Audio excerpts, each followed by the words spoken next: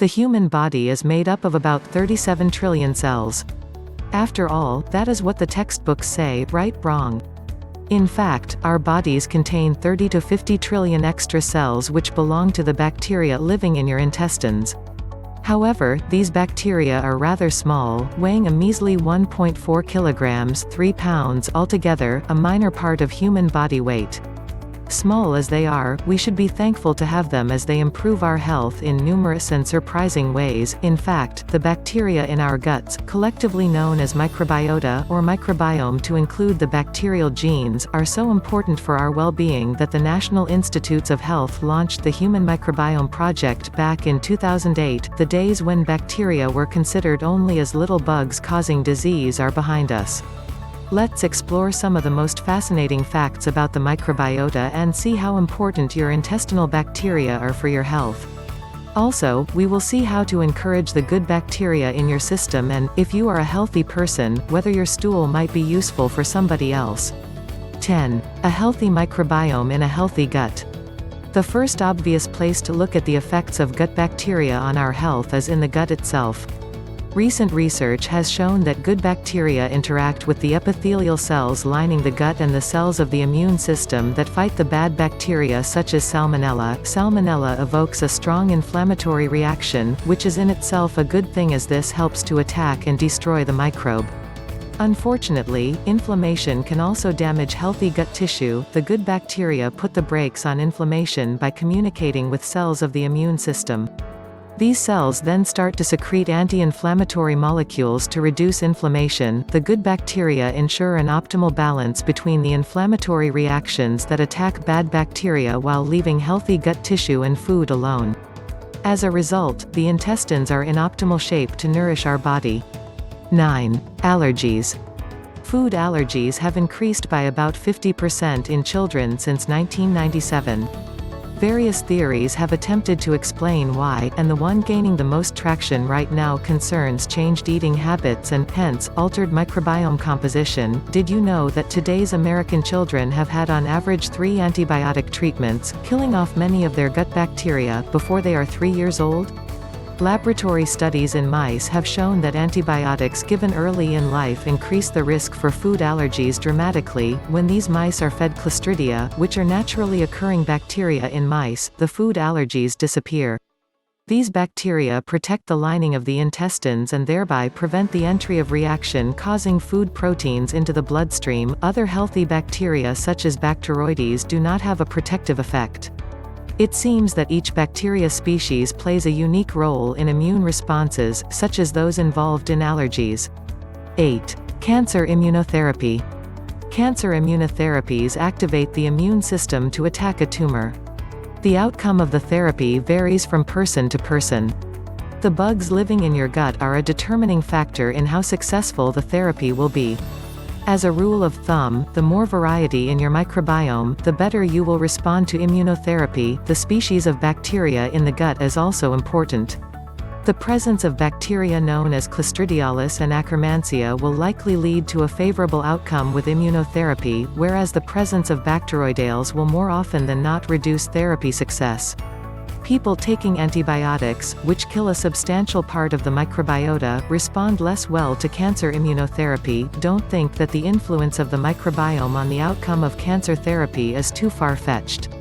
For liver cancer, the entire biological mechanism connecting the microbiome with the tumor has been described in astonishing detail, complete with cell types and molecules involved. Perhaps clinicians should start looking at how antibiotics are used in cancer patients receiving immunotherapy. 7. And they lived happily ever after. Fruit flies have an average lifespan of about 40 days, if not eaten sooner by a hungry bird, of course. When scientists fed the flies with a combination of probiotics and an herbal supplement called Triphala, they were able to prolong the life of the flies by as many as 26 days. The flies were protected against diseases of aging, such as increased insulin resistance and inflammation. These effects were caused by the completely altered composition of the microbiota by the probiotics that are live bacteria themselves.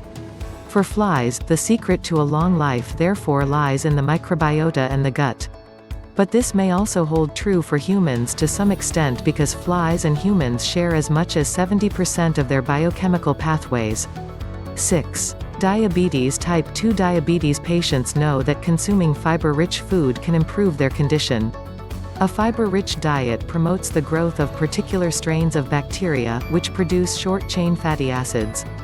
These products of carbohydrates nourish the epithelial cells of our gut, reduce inflammation, and help to control appetite. After 12 weeks of a high-fiber diet, sugar levels in type 2 diabetes patients are much better controlled, weight loss is increased, and lipid levels are improved.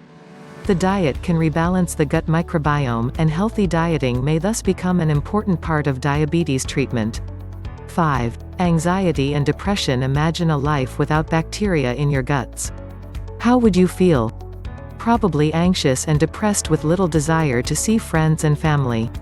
At least, this is what studies in germ-free mice have shown. You really need those bugs in your system because they are important for how you feel.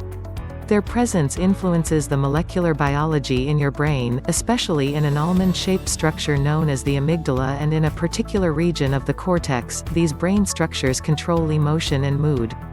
Thus, there is a direct link between the bacteria in your intestines and the molecular biology of the brain.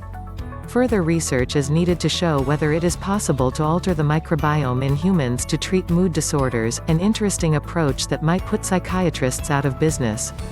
4. Nature versus nurture. The composition of the microbiome differs from person to person. For a long time, it has been thought that this variability finds its origin in differences in our genes, nature. However, recent research has revealed that genetic variation contributes only 2% to microbiome makeup. Instead, diet and lifestyle are by far the most important determinants of microbiome composition, nurture. Of course, this is excellent news.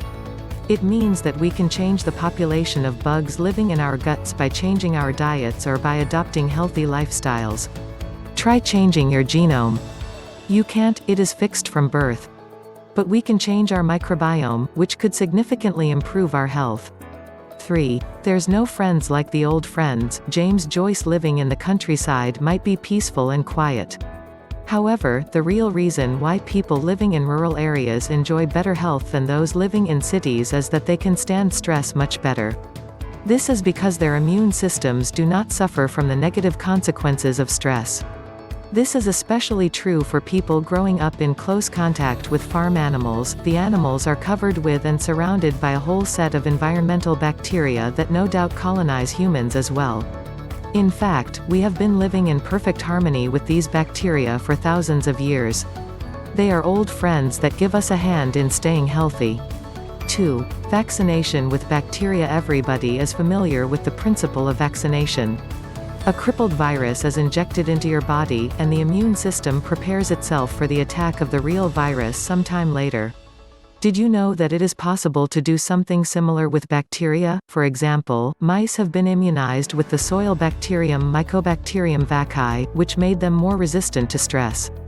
They were also protected against stress-induced colitis, a typical symptom of inflammatory bowel disease, as compared to classic vaccination. A particular advantage of immunization with bacteria is that the bacteria have a broad beneficial effect on the immune system and inflammation. Bacteria have other benefits for human health as well. In contrast, vaccination is directed against one germ only. When we think about all this, it seems absolutely astonishing that your whole immune system works better thanks to a simple injection of bacteria. This may even be a treatment option for autoimmune diseases and allergies.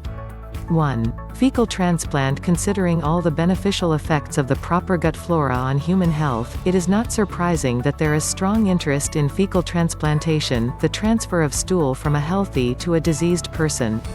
Gross as this may seem at first, did you ever think about the stool of patients with colitis? We won't go into detail here, but it is not a pretty sight. People are more concerned with the safety issues associated with fecal transplantation.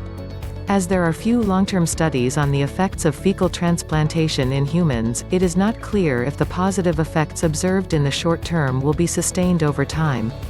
Also, the risks of any long-term negative consequences, such as infections, are unclear. Under Canadian and U.S. regulations, the stool used for fecal transplantation is a biological product and drug. If strict safety measures are observed, it may be used for the treatment of Clostridium difficile infections when other treatments are unsuccessful. Results are quite promising, however, clinical results with fecal transplantation for the treatment of irritable bowel disease are not as clear yet. This is probably because there are many factors involved in this pathology. 10. Nevertheless, studies are underway to explore the role for the gut microbiota in many other conditions, such as liver disease, colorectal and other cancers, and even autism.